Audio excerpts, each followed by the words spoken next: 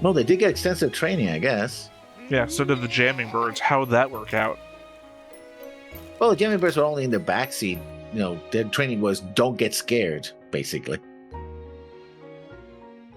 Hey everybody, welcome back to the Stoneface Reactions. I'm Theta, this is Lessons, and we are back with episode 21 of Macross Delta, rapidly approaching the end. We've come today with notes, comments, and a board. So let's go ahead and start with that board. And with the board comes a board changelog, where I have finally added the purple arrow from Mirage to Hayate. And I also added Agnos and Norman Klaus. Oh, Agnes the bird. You added Agnes the bird. And Norman, the son of, well, Klaus. I mean, why not? I've added Elman. animals before in other Macross shows. Yeah. No different than adding a Haru in Gundam, or a square box robot. I hope that Marianne is still alive somewhere. Or you might have a marker with an X because that's what we saw, but still. Yeah, I told you she's not dead. Yeah, you have a mark with an X instead of a question mark. It's what I say versus what I do. Well, hypocrisy? Sure. No. I'll embrace it. I'm a hypocrite. So I have notes. You have notes. We have the board. And we talked about the board. And do we have any comments? I already said that, but as I said, or as I typically say, we do the comments last, so... Let's start with the notes. How many notes do you have? Less than you. I had less to say about the second episode that we watched, so...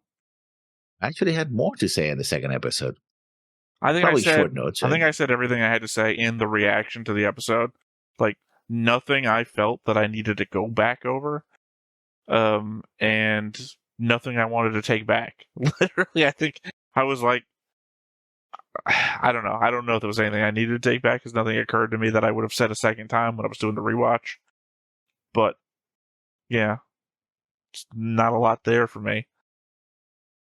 It was an emotional episode. It didn't feel like it was a narrative-driving episode. Well, then I'll start with episode 19, Eternal Songs. Mikomo song lyrics, that says possessive, so it has a comma and an S. Song lyrics read as, "What lies beyond is destructive purity." Clearly not something anyone should be looking forward to. I mean, it's one of their songs. Yeah, but like I mentioned, when we watched the other episodes when that happened, and in this episode, they get stuck with the purity. That seems to be the messages that they keep hammering. I'm like, yeah, that doesn't sound great. I mean, it does, actually, because they're curing you of Vars. So purity from Vars. Yeah, but this is happening while they are interacting with the protoculture ruins and their ability to control things and people and possibly destroy them. So destructive purity is something I destroy that Vars. I hang a question mark. Dr. Mario. At the end of the day, they're song lyrics. True, but the context here I think is important. I think they're trying to tell us something. Normally, I'm all about reading into the lyrics of songs because I do that with openings to anime, right? I analyze it, trying to figure out if this has any portends anything to the anime we're going to watch. Obviously, doing so like in an episode 1 doesn't give you much, but if you look back at these things from 5 episodes in or whatever, you can see, oh, I can see what they're doing. On shows where the opening lyrics are designed specifically for the show and aren't just a really cool song they want to include with a show. Say like Madoka Magica, which is the song is very intrinsic to what's going on in the show. Like every lyric, every line is pointing towards something that's going to happen, and you don't figure that out until 10 episodes in. Well, I did in the first episode because I just fucking, I don't know, maybe I'm on the spectrum, but I got there. With Walkure songs, I don't see it. So the element that one song would suddenly be very prescient about what's going on just seems out of place for me. It might be. It might not be. But I think the confluence of who's singing it, when it happens, and the fact that in 2 episodes, again, that word purity gets repeated over and over and over again. It might be nothing, or might be very much in the nose, on the nose, depending on what they Well, I mean, they that's go the with. thing, right? Never going to know until we get there. It could be nothing, or it could be you're entirely right. We just don't know until, suddenly he puts on that Hugo Boss uniform. And I guess this is the real implication of how much more powerful Sound Force is than modern weapons. A nuke did nothing to the protocultural ruins, but Makumo's singing managed to destroy them. I have a note about I was going to write something like a like that. whole other paragraph about it, about like, oh, maybe it's actually just the element of singing into a thing that resonates Yeah. with singing. It destroyed itself the same way that a glass would if you sang at the right resonance, because resonance and tuning are literally 2 words that we also used recently in episodes. But, with Berger's whole thing about music as weapon, I thought it was more prescient just to say, oh, a nuke couldn't destroy this thing, but music did. I think it's more like this was built to use music, therefore that's why it was just I have a destroyed that way. future note about that, I think. I remember having a future note about that. Talking about the guy who was the burger. Burger Yeah, Stone. that guy from Epsilon is not sketchy at all. No sir, no siree. He's not. Doesn't read that way to me. Oh, it reads very much to me like that way. I mean, Like he's playing both when sides, you use the basically. word sketchy, I think you mean like greasy or, uh, one likened to subterfuge or something like that. And this guy just seems like outwardly open. Hey, you want to make a deal? We can make a deal. Well, my next note. So the Epsilon Foundation is an umbrella corps. Sells everything from jewelry to clocks to battleships. Have to wonder now if Hayate's fold necklace might not have been one of theirs. I have a note that connects directly to that one, so I'm going to read it. Johnson said Epsilon is involved in everything from rations to munitions. Rations like, say, Windermere Apple supplied to Nun's forces. Well, we know that. So We again, know it that shows from how, earlier on. how Though. we know how deeply Epsilon is embedded in all this stuff. So Oh yeah, yeah, because they have again, contracts with the UN Spacey nuns. true, the new United Nations Space Forces. But I'm still thinking that they're the man behind everything. Basically, that this is their plan ultimately. 10%. 10%. I'm with you. I don't think so. I think ultimately it They're the might be a nun thing. Well, because I have a future note about Makumo and flashbacks and whatnot, guessing at what might be at play, and I could see what you're saying being true. As the third party could do exactly the same thing that I might be accusing the nuns of doing, but I think I'm leaning more towards the nuns than I am Epsilon Foundation. Also, this Epsilon's foundation symbol is the scales, which on one side means justice, but it also means commerce as well. Well, I mean, also, if you want to sell to both sides of a war, you have to sell to them equally. Otherwise, you're going to lose half your business. I guess that's to your next note then. Royd says that only Hines can activate the ruins, and that Walkir are not wind singers because the Song of the Wind is special and the protoculture only gave it to them. The implication given by Berger and Royd is that the Vajra leaving this dimension and leaving behind their fold bacteria, more and more people are becoming that sort of special, as Windermerians. Despite Royd's insistence that Windermerians are still more special. However, thus far, it's really just been Makumo that's been activating the ruins on her own, outside of Hines. She's also the one with no memory of her past except a flash to a bunch of people looking down on her in an operating theater.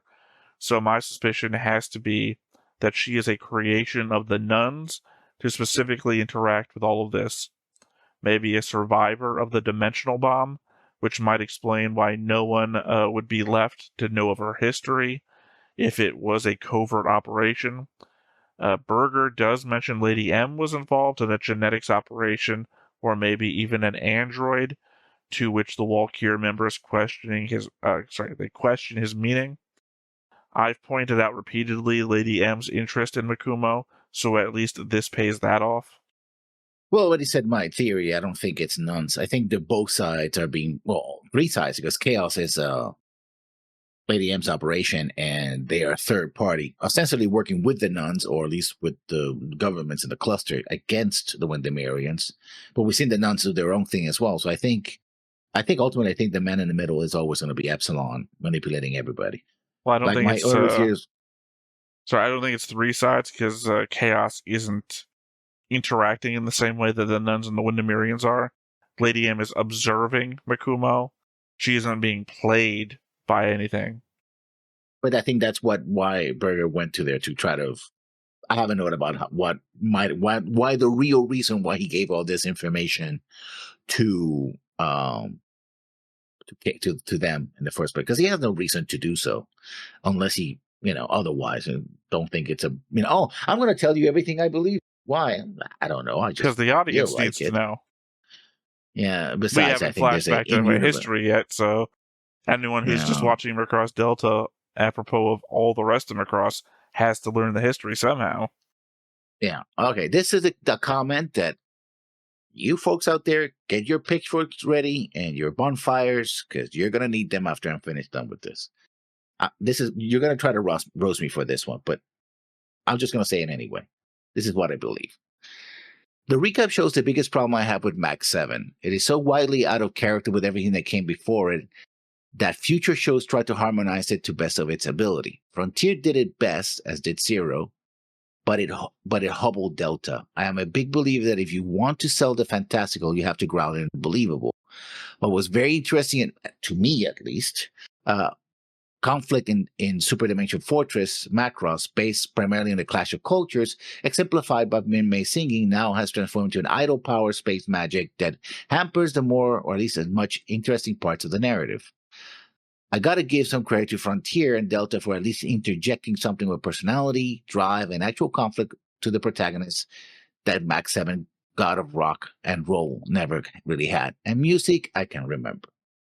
And I also would add, before anybody else jumps, I do know why that also Plus, which I do like, kind of also was the first one to get into that bandwagon of music as weapon, not merely music as representative of the clash of cultures, but music as a weapon unto itself with the hypnotic thing, right? I know that, and I'm going to call out also Mac Plus for it. But the thing is, and in Mac Plus, that was a motivating factor behind the scenes, but it wasn't really the center of the narrative. It was the trio on they interacted with each other and what happened to them in the past and past trauma and all that. So I wish they didn't really have to go on that route. Although I also would say that also holographic technology, artificial intelligence, and all those things work kind of like what happens in Frontier, right? They used to try to use cybernetics to control people, not just the music. But yeah, I think that's my take on it. I mean, obviously, I do disagree. I mean, your opinions are your own, man. But the shows following Macross 7 have incorporated the themes of Macross 7 into them, as well as the world building.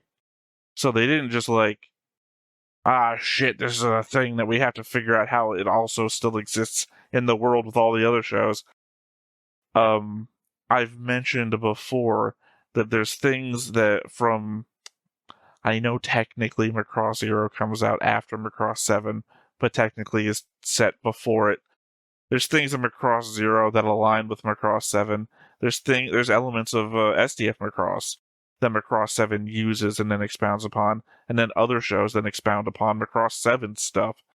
The only thing that's not brought forward is obviously like the Proto-Devlin or Proto-Devlin technology, which I would love if they did.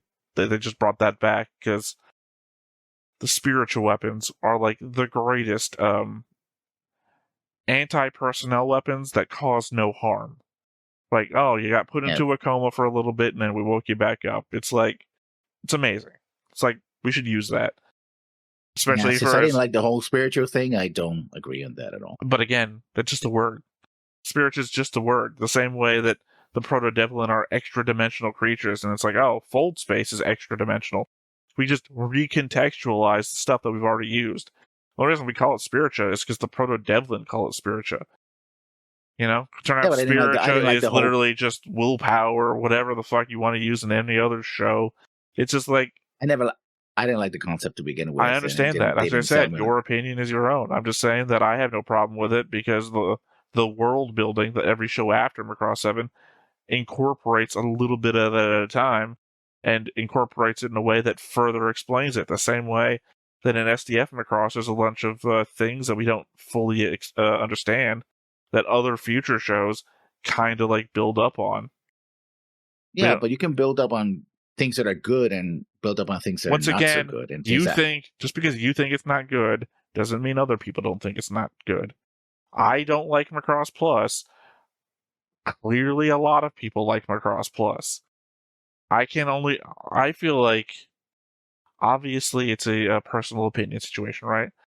All the times I comment about how Macross Plus could have done better narratively, I understand is a me problem, and maybe people who would watch the Macross Plus that I would make would say, this is shit. Like, you ruined the Macross Plus.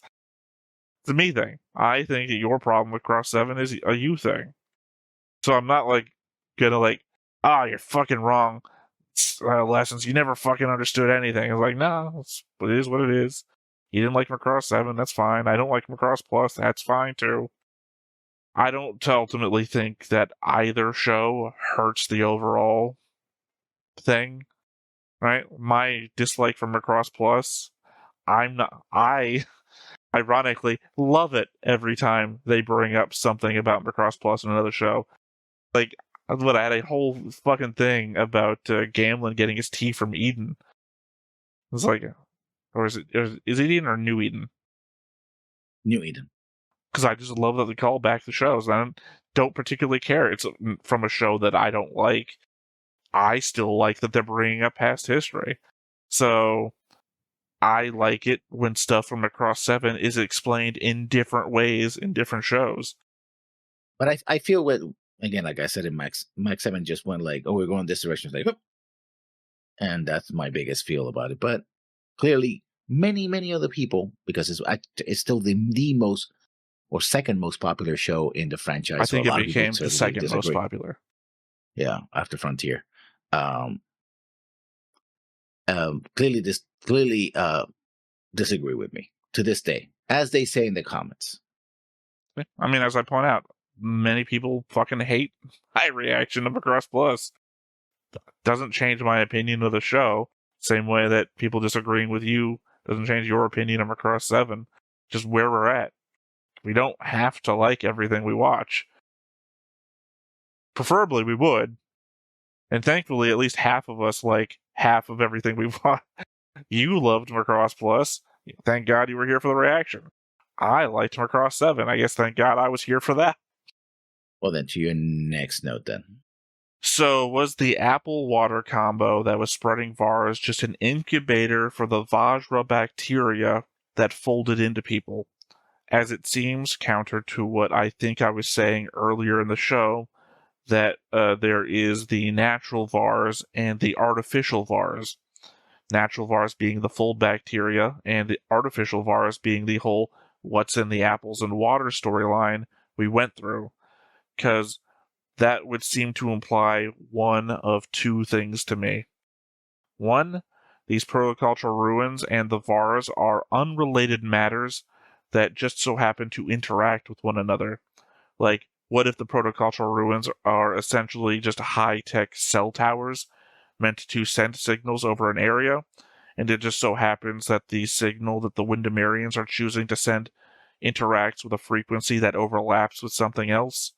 Like those notices on the back of radio-controlled devices about not interfering with other radio devices. Or two, these ruins and the VARs are meant to work together, and that the protoculture created and or controlled the Vajra with this, and that's what the unknown part of the system is. Thus why the Windermerians are able to mind control people, because its original use was to control the collective intelligence of the Vajra before, which, would also explain why it's a wide net system, because the Vajra exists in space, so you would need to broadcast over wide berths of space. My counter to that, and I'll just read it, is what this guy says. So I just skip one comment. So the product culture created a system to control outbreaks of violence among the Centrati like a fail-safe mechanism at 1611 on the video. So yeah, he basically speculates that it was designed specifically to control the Centrati. So it might as well. I think what's happening is that they're exploiting the VARs. First, the few people who got the VARs from the Vajra, and then propagated it and exploit that connection because it's serves as a fold. What's what they call it? A fold. I forgot what they call it. Basically, it's as a full broadcast signal thing. That's what they're doing. But I don't think that these ruins were designed to control the Vajra at all. They were designed to control the Centrati, as he said. Okay. As much as I'm loath to do this, since I have everything here, which episode? That is the episode 19, the same episode we're talking about. Eternal Songs. In fact, it's You're Roy saying who that actually even was you saying, couldn't predict Roy, this. The system was created by the protoculture 500,000 years ago to suppress conflicts that started with the Centrati. Okay, we're just reading this differently. That's what the problem is.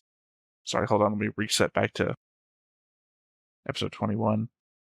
My read on that was that conflict starting with the Centrati, as in timeline-wise, not focused on the Centrati. That was my my read on that. I think I have a future note about literally why that's fucking dumb, but why the protoculture are dumb, if that was the case. I mean, again, I always thought that it was a failsafe, and my guess, they built the Centrati to fight remember, the Centrati were built to fight the wars with the other side of the protoculture, but they created a Still on the board, by the way. race. Yeah, a warrior race was only new war. So when perhaps it was actually a counter reaction to, let's bring Mac 7 back into this, because clearly the evil slash literally my next note, I think, responds to this. So I just want to read that real quick, and then we can continue. Okay, we brought up the really old song from the protoculture ruins in the movie, and Berger proposes that they used music as a weapon. We saw how effective music was against the Centrati, the people that were actively trying to destroy the protoculture. If they had music and weaponized it, how did the Centrati manage to take them out? We essentially had one ship and one singer, and look how far we've come. 2 factions of protoculture, both with pop music, at the inception of the Centrati uprising, couldn't pull off what we did? I think maybe it's, again, the timing. They might have built it when they realized that was happening with the Centrati, and bringing Macross 7, even I don't want to. Remember that one of the things they showed with Macross 7 is that the presence of the Proto-Devlin riled up the Centrati. So maybe the Proto-Devlin were countering that, were the ones who were my argument isn't towards the system, because you just brought up the system again. My argument is brought up the fact that they had pop music just all over the place, apparently. And well, see, that's the thing. Singing at the Centrati worked. So why didn't it work for them? A group of people way more advanced than us who just couldn't sing at the Centrati, even though they had pop music. And shit, what did you just bring up about Macross 7? Oh, there are, 8 Proto-Devlin across the entire galaxy? They only rile them up in physical presence, like walking in front of them. So, how many Centrati do you get that way? Like, we saw at most an intersection worth. That's not even a whole ship. That's not even a whole ship. One ship out of, what was it? Like, that's billions of problem. ships? See, now you're highlighting the problem that I have, because the original conflict was a class of cultures, right? Which means that if the protoculture essentially kept the Centrati at bay,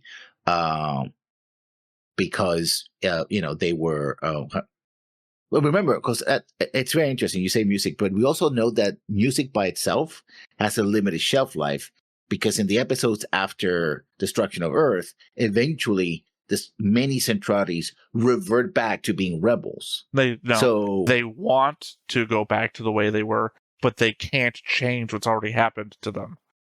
well, but that also means that eventually they become immune to the crash, right? Remember And Quamsim and whatever her name was both want to go back to their original cultures and are, asserting this whole uprising thing. But even they are like, no, we'll culture later. That stupid thing. yeah, but they're still willing. They were still willing to attack Macross City and ram the SDF-1. So they essentially what happens is they adapted to the culture clash and kept being violent and warlike. The same thing happened in Frontier. Those Centrati knew about human culture and they still rebelled. The Quasim clones, like, yeah, I'm still gonna fight because I want to fight. So it helps, but it's not a guarantee. But now that it's a weapon that you can mind control people with, or just blast them, with a beam, it's like, oh yeah, just get a bunch of people with sound speakers in the shoulders and start blasting it. That's it. That's all you need to do. Technically, yeah. Something that apparently the couldn't have figured out the very people who created that's always going to be Centrati. the problem. It's literally always going to be the problem because we only left with their technology. So whatever we do with it is always going to be, I guess it looks like we're better than the proto culture. It's unsatisfying. So, yeah. Your answer to me, I find to be unsatisfying. Well, yeah, that's what happens when you sort of, because again, I'd also like to point out that as much as you're invoking Macross 7 on this isn't a Macross 7 invention. This is a Do You Remember Love invention.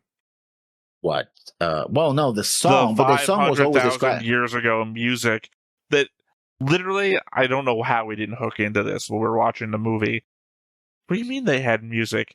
The whole story so far is about our interactions with the Zentradi and music.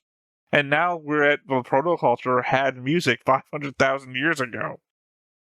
How did this not work? How do we not explore that as a theme? Like, what the fuck happened to the protoculture that they had music and couldn't do the same thing as we did? Every step of the way is we're better than the protoculture somehow. Oh no, I think that's what might have been happening though. We have a faction of Centrati that were isolated, and if they even had they had a protocol to destroy planets ostensibly by the protoculture, so they don't. Could it really basically be that the rebels from the other side were the ones who got influenced by culture, but then decided to keep on fighting for it, right? And they were immune. So hey, music's gonna work. So they try to develop. Talking about the Supervision Army? Yeah, the Supervision Army, essentially. But remember that there's also the evil, which is control Proto-Devlin. Yeah, so, and they were supposed to be the answer to the Centrati rebellion, right? So it could have been that rebellion happened because they were constantly being exposed to the culture and was affecting them, and they couldn't be effective warriors, right? So the other ones was like, oh, this is destroying us, who we are. We're going to isolate. Sorry, I'm now responding to something you said a while back about the Proto-Devlin upsetting the Zentradi by their mere presence, and I'm now remembering from a manga, so I'm turning into one of our commenters. The evil that came out of the Mylene attack, was that what it was called? Yeah, that literally Mylene and what was her name? Starts with a V. Vafidus? Yeah, Vafidus. They were standing on its back and they were fine. Yeah, but that was not possessed by the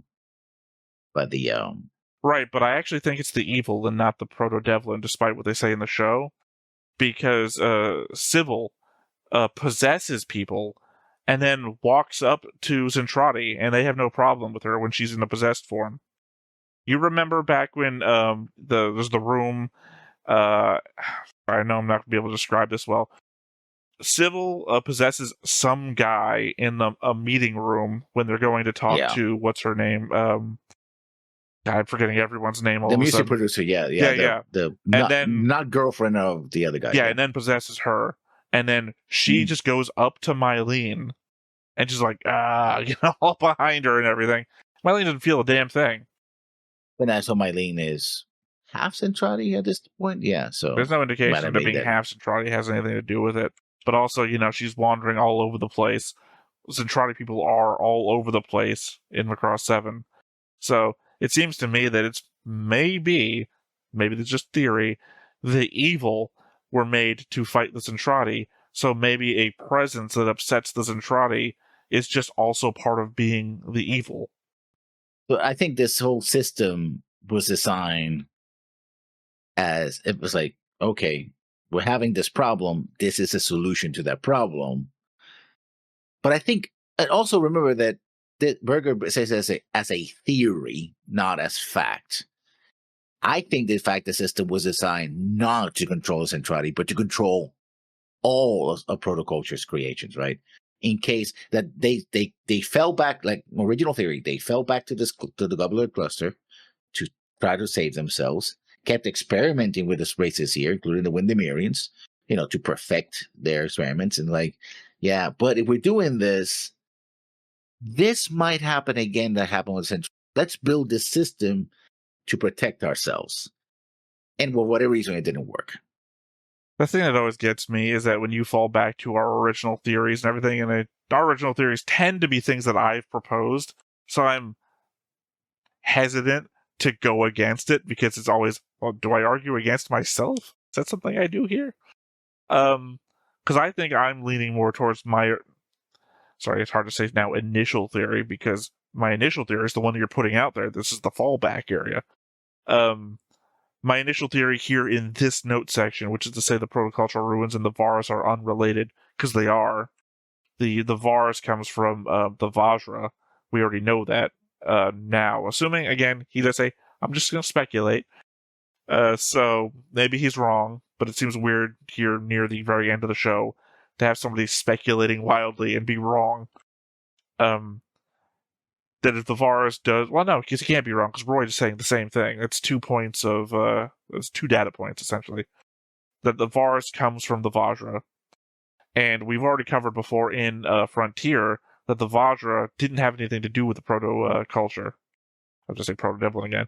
Didn't have anything to do with the proto-culture because there's rules for proto-culture technology that does not apply to to the Vajra. The rule and it just explained in the movies, the protoculture found the Vajra, they revered the Vajra, and they copied the Vajra imperfectly.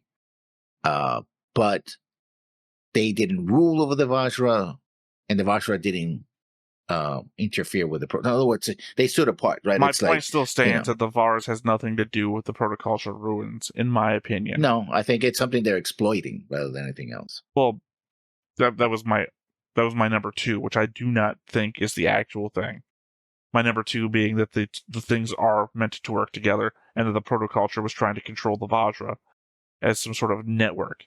Because the element is that these ruins broadcast a signal crisscrossing space. So it's not broadcasting over a planet, it's broadcasting over space, which means it's meant to interact with stuff between the planets. And what's the best thing to do there? We know the Vajra literally occupy basically the entire galaxy. Well, they did before they left. The entire galaxy. So broadcasting these signals across an empty space would also be broadcasting across the Vajra. Although that is, actually, if you think about it, very inefficient. Yeah. You wouldn't have to do that if you were just being Grace, right? Just taking control of the network instead of creating an overlapping network. So yeah, no, I'm leaning more into my number 1, which was to say that the ruins and the Vars are unrelated, but are being used in a way. Because it seems like, again, what I said before about the ruins overlapping with one another just seems to be interacting. Like, the fold bacteria are basically like a radio signal, and that these are cell the towers. Receptors, that these cell towers are putting out their own signal, and they're just overlapping in the way that the FCC would prefer you not. So it's they're not naturally occurring full receptors Well, essentially, this is like I always said, you said it wasn't. In a way, this is the biological. This is Grace Plan 2.0, because Grace was going to use cybernetics, going to force people to have cybernetics on them in order to control them. Here, they're using the VARs as a control point, right? Right. Cybernetics were not something that was invented by the protoculture. I know. I'm just trying to think about why I was disagreeing with you, and I'm disagreeing with you still. Because, I mean, that's obvious what the Windermerean's plan is. But I don't think that's going to be the end thing for the show. It just wouldn't make any sense to me. Let's do the same thing twice. Because, what do we do in Frontier? Oh, we tried to take over all of humanity. Oh, never mind. Actually, that is something stupid that we would do more than one time. It's been the plan 3 times now, if that's the case. You know, sure, Apple was like, what if I take over humanity with mind control? And then Grace was like, what if I take over humanity with mind control? And then the Windermereans were like, what if I take over humanity with mind control? I'm starting to like Macross a little less now. Thank God we had Macross 7 in there where we didn't try to take over humanity with mind control.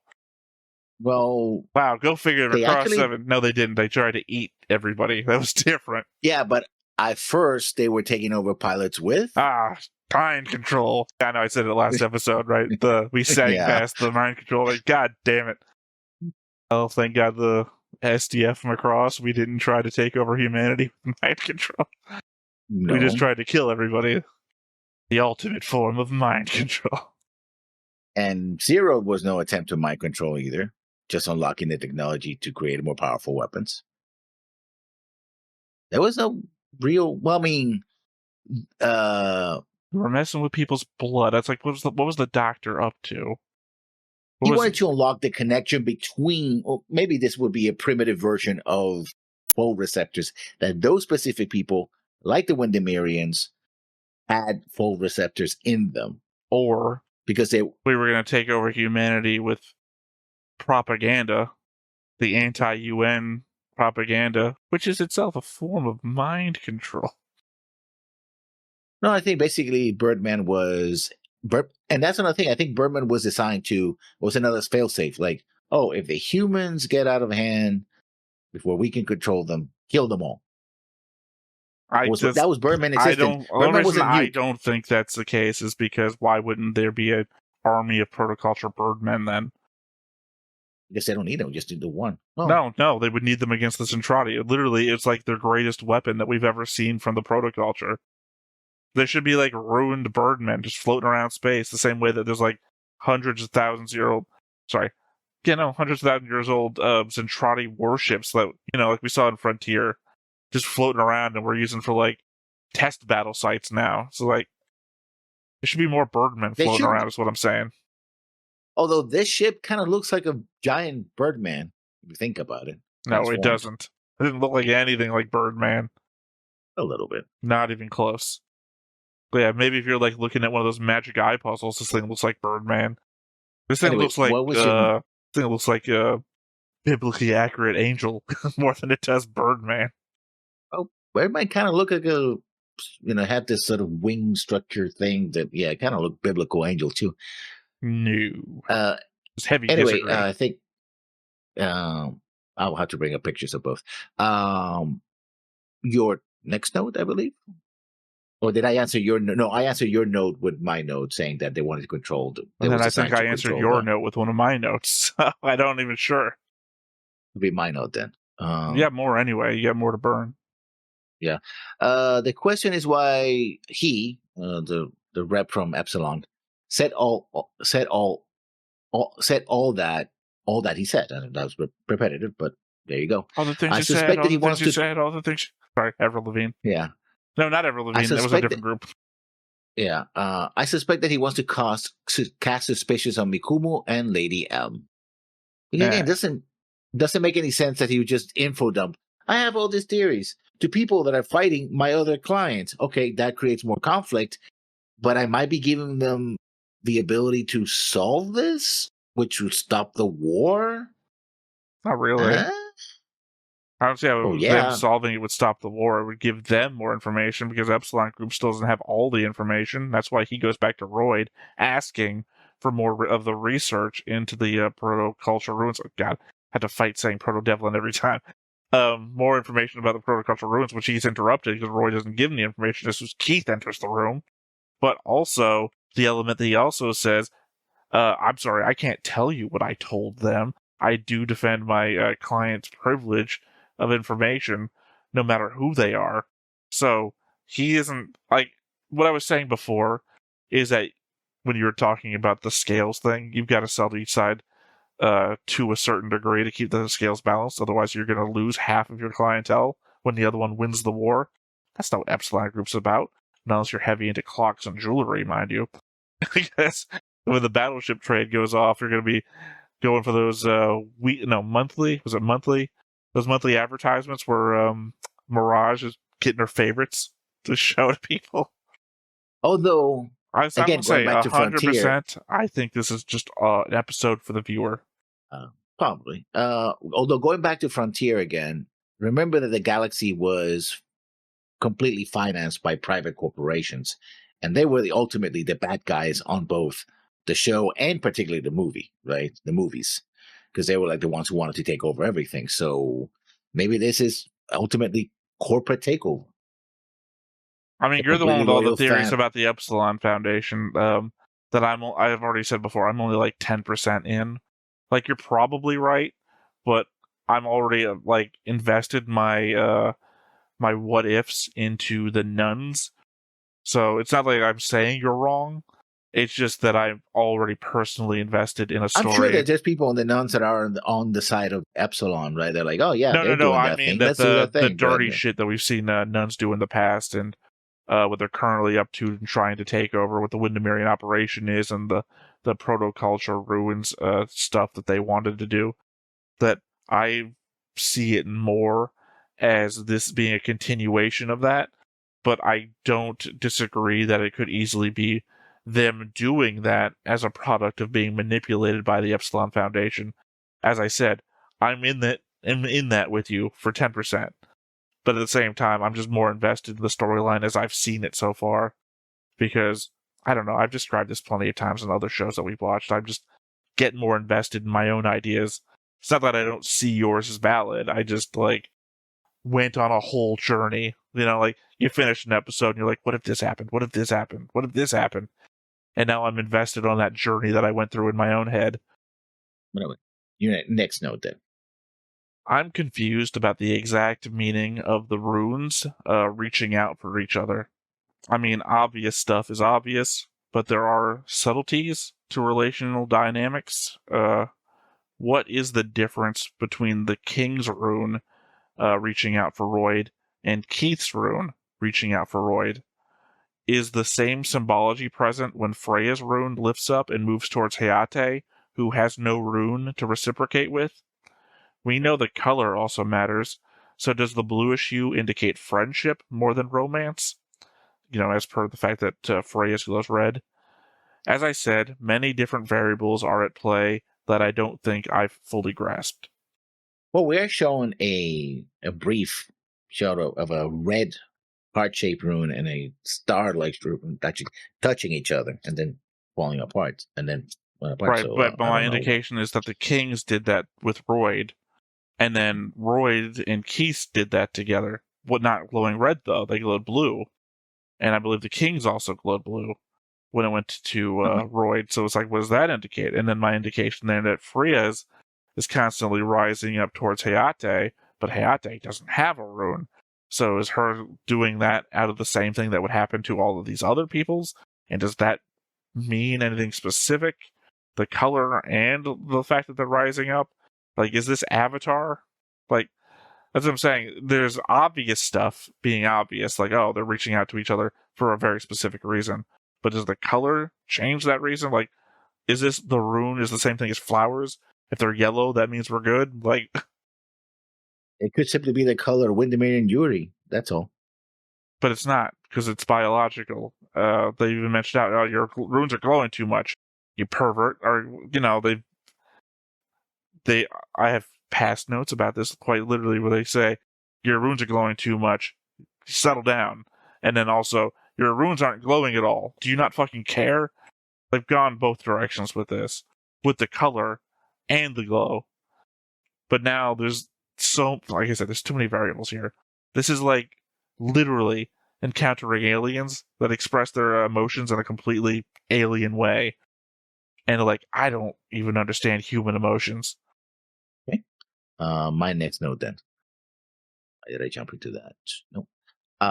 If Lady M started her research just after the end of Space War One, that means she's in her 60s or older, and someone with vast personal wealth to create chaos along the way.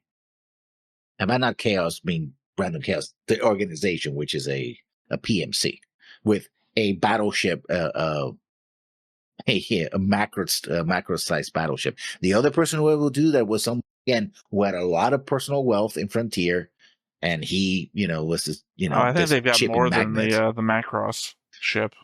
Remember, this is just a branch of chaos. Yeah. They said that in episode 2 or something like that. I brought up the translation of what was on a background thing, and it's like we're doing a recruitment drive at this chaos branch for this ship, and it's like, I guess that indicates that there's more of these out there in the galaxy, and that chaos is a galaxy-wide group. So, your next note then. But also, I don't know that she would have done that immediately after Space War 1, considering she was dealing with her teenage romance bullshit at the same time. Who? Lady M. We don't know who Lady M is. Literally one of two people lessons. Come on. Ironically, we talked about Lady M like near the end of SDF Macross. The thing that we really said, oh, there's like one future thing that we both know about, and it's like, but that was so long ago, and I haven't like looked back at it since then. But I do know it's one of two people. Well, actually, that's never been confirmed. I don't think that's still speculation from the community of who Lady M actually is, based on a transmission that I don't think has happened. We haven't seen anything like that. Well, yet, the thing is, I don't know if it comes from like a radio broadcast, what would you call it? Audiobook or something like that. There's lots of Macross alternate outside media. I don't know if it comes from something like that, or if it comes from the show. Because obviously now it's just like coming back into my head whatever I did know, which is not to say a lot, because why back in SD Macross would I even been like, would that be in my spectrum of knowledge? It would have had to have been when I was setting up the watch order and everything, that it must have come up in a whatever the Macross official forums are. Somebody must have been talking about it. But yeah, anyway, point being, it's one of two people lessons. And both of them are in a love triangle. And you're going to be like, no, they solved that by the end of the show. And as I said maybe 2 episodes ago, no, they fucking didn't. They did the same thing that they always do, which is to say, oh, you're right, and then I'm going to move in that house with him. Oh, that's fine. I'm going to clean his house for him, too. Then maybe try to sneak into it. The end of the show dynamic where they were like, oh, no, we figured it all out. It's just status quo to back where they've done like 10 episodes before that, and 10 episodes before that. The moment Meg Road launched, they were like, I think I'm in love with him again. Well, no, this is outside of show knowledge, so it doesn't matter. They will go ahead. I mean, is it? It doesn't matter. Go ahead. Well, because I was about to make a joke about, well, my cousin's actually on another Macross ship right now, so I don't even have that love interest to worry about. I can focus entirely on what's his name? Hikaru? Yeah, I keep getting too many names in my head. Could be that Hines isn't actually Gramia's kid, but an experiment the same as Makumo. Maybe. It explains the doctor's thing. And the fact that Roy isn't willing to share with Keith what's going on. I think what's happening is that they're discovering that. Well, they always knew that they already know that he's killing himself. Yeah, they already know that. Yeah. Also, he said out loud to them that I'm willing to die for this. Like, this has already been out. But he had some foundings. There might be something more to it, but it could be an experiment and it could be something else. There's also the element that their songs overlap in a way that affects Windemirians and humans, and it's literally overlapping with Makumo's song, which would indicate to me that there might be some sort of resonance or tuning, because those are words that they used. Mhm. Or hell, let me throw this in your ballpark. There's some sort of purity between the two. Some sort of destructive purity. I mean, there was this light beam thing, and then light tentacles, and a bunch of stuff Maybe that they happened. So, experimented on a human and a Windemirian, and the Windemirian experiment is Heinz, and the human experiment is Makumo. well, those were my notes for episode 19. Now we go into episode 20, Impulse Experiment. Makes sense for Freya not being able, or more to the point, willing to sing. She's afraid of hurting Hayate, but it also reveals the weakness of the narrative that without Freya, Hayate as a pilot it's a nothing bird. At least the show acknowledges that by grounding him, since he would just be bait for the White Knight without Freya. They literally mentioned Mercer No. I going know like, what you're "Yeah, talking what about. happened to Mercer?" Yeah, I almost read a whole note. I almost had a whole note about I don't understand why they have any objections to the testing. And it's like, well, Hayate doesn't actually have any objections to the testing. Freya's the one freezing up. And it's like, this isn't. I didn't find it was worth taking a note about because it felt like most of the stuff I'm going to write here is going to be wrong. So I'll just get rid of this. And like I said, there's not a lot in this episode that I felt was focusable. So, I don't know that it's weakness of the writing, though, or reinforcing that, hey, we're actually going to establish a relationship this time. It's going to be a one-to-one relationship, and like we're not going to wait till the end. There's clearly Freya loves Hayate. Hayate has expressed that back to her. I mean, not like maybe openly, but we saw him like reaching out for her and everything more than he ever did with Mirage. And he already expressed Mirage is like a parent, apparently, into his subconscious. you know.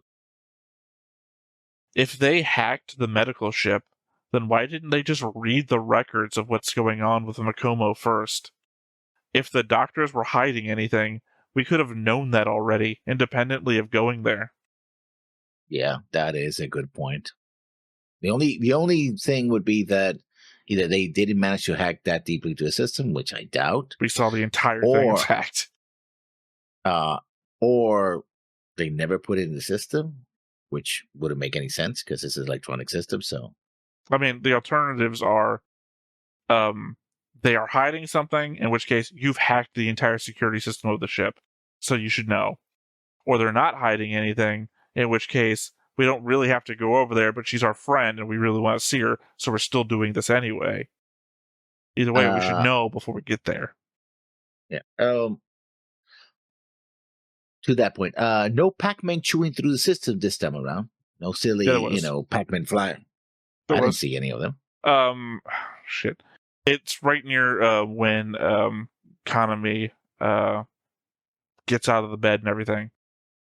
One of those little boop, boop, little Mouser Pac-Man things eats through a thing back in the system, and that's what lets her get. That's what opens the door to where Makumo is in her little pod thing, because she does the singing, and then you get a little Pac-Man eating one final data whatever, and then the door opens in front of her. So it's like right there at the very end of the episode. Oh, wow, I missed it then. Like I said, it's not that I didn't watch and didn't pay attention. It's just I didn't think there was a lot to say. And you're saying my next one, I've got one final thing. It's not even a note. I took that when the guy scanned Kaname, I took that little screenshot of the thing opening up, flipped it, and enhanced. So, Kaname Buccaneer, born June 8th, 2044, so she's 23 years old. Height, 168 centimeters, so she's 5'5". Home planet, Civde? Civde. Civde, sounds or Sylvie. The only thing I couldn't pull from it was on the right-hand side. There was just like this text that was so blurry I couldn't read it. And underneath it, it said none. So, and not N-U-N, but N-O-N-E. So, whatever it is. Family? No family? Nah, it was pretty long. I don't. Yeah, it's unintelligible. That's what I'm saying. All I got was none. But, you can make out that the rest of my information is correct. I'm going to skip this next note because it's something that we already talked about. And, okay. So, yeah, this is a short note. So the king is a literal Disney princess. I mean, The king is dead. Oh, remember, there's a new king. Heinz is a new king. He's a prince. No, they crown He's a him. Disney king. prince. Yeah, but attracting animals like that usually is a princess job, not a prince. So So you're going for... I don't write the rules. That's just how Disney does it. I mean, you They could do it write the differently. rules, though. You next note, if you haven't? No, I'm already out. This Okay, so I episode had continue then. nothing for me besides what I complained about during the reaction, like pointing your fucking guns at Walkier. Yeah, Keith having second thoughts about what droid it's having. I don't know why put the verb there. He's having second thoughts about what droid is doing. He might be distant from his brother, but I think he very much cares about him. Which scene are you referring to? The one where when he questions Royd about the change in doctor after the doctor has some papers, and I don't know if the doctor keeps the papers or hands them over to. He hands them over. Right. Yeah. Also, but very we don't see him clearly, with the him. two people in the doorway are those two people that were with him when he goes up the stairs all the time. The two people that we have the two people that are like twins on the piloting thing, but we also have two people that are very clearly also kind of like twins that escort Heinz around. I don't think they're guards. No, there's two girls that also are hanging out with Heinz. Carry his. Well, here's the problem. We saw them. I'm gonna say I don't think these people are girls, but at the same time, I thought Heinz was a girl when we first saw them. No, these are guards. They clearly are guards. But I'm talking about the two people that are like mirror images of one another. Yeah, those are little girls. The guys who are at the doorway, those are guards. They are. No, I think clearly we're seeing that these are two different people then, because I'm saying that the two people that I don't think are girls are just people that are always around Heinz, or not always. Typically, when he's at like the protoculture stuff, they are with him. I think they're two guys because they also remind me heavily of the two pilots that are also twinned, but these are like they've got the bluish line that go down their face. My next note then. Anyway, well, no, sorry, you're moving on. I was still talking about those because I thought you were talking about the scene where he was overlooking the cliff. I mean, he's just thinking about stuff, and you said, "Oh, no. That's." I literally, said, "Oh, that's nothing," because you were talking about. Well, it's essentially nothing, but essentially it deals with his whole "I would like to one day deal with falconry" and everything like that. And it's like, oh, well, that's right. We don't have time to waste in a wartime scenario like that to have those falconry competitions. As he's talking to, what's his name's son? It's not Cassius. It's the other guy, Hellman's son. Hellman's son. Mayo, and the idea that it might be Klein standing there overlooking everything, because we got the dragon birds flying around overhead, thinking to himself that Heinz is never going to experience any of the dreams that he has in his life because he's going to sacrifice himself for the whole thing that they're doing right now.